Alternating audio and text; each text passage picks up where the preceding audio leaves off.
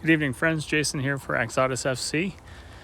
And it's time to cover a little bit of the Euro qualifiers and the one friendly that Tottenham players were doing today. That one specifically was South Korea playing at Wales, and it ended up being pretty underwhelming, it appears. I didn't get to watch any of it, but ended up a 0-0 draw, I guess, and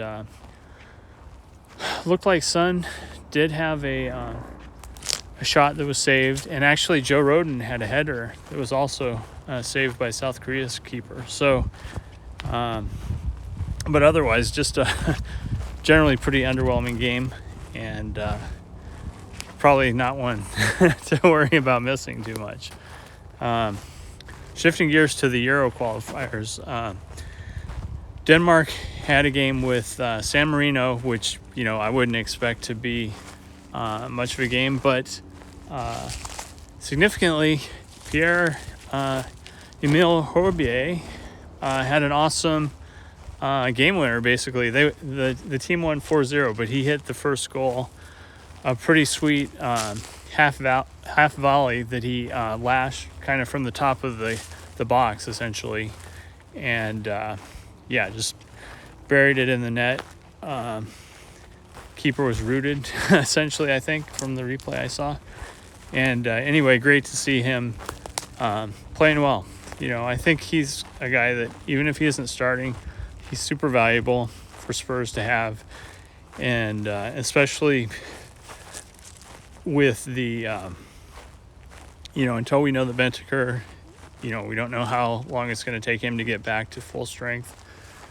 And just knowing that we need to have somebody that can play that sixth role if Basuma goes down for whatever reason. So, in light of how the transfer window shaped up, I'm definitely glad to have him. And he's a guy that also has shown that he can score those goals at times. So anyway, encouraging. And Denmark looked pretty solid, I think, 4-0. And they've got a real big game on Sunday. Basically, I think that will determine who wins the group. Finland is in first place right now. I think they're 2 points ahead of them. And so if Denmark gets the win in that game, they'll win the group. But if they tie or lose, then, I think Finland will take it. But I think, I'm trying to remember how close the third place team was. I think they're in pretty good shape, but I think it is important for them definitely to at least get a draw so that they can qualify. Let's see. So what else do we have going on? Netherlands beat Greece, but not significant for Tottenham because they didn't select Van der Ven for that game. He got the call up in practice, but he didn't make the squad for that game. And let's see.